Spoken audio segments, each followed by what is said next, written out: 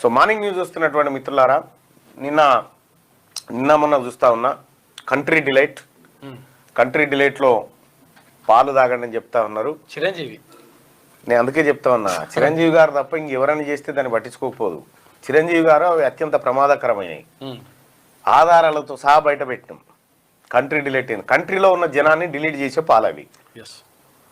కాబట్టి ఏ భూమి మీద నేను చెప్తా ఉన్నా కదా, మా నాన్న కూడా 40 ఏళ్ళు పాల వ్యాపారం చేసింది.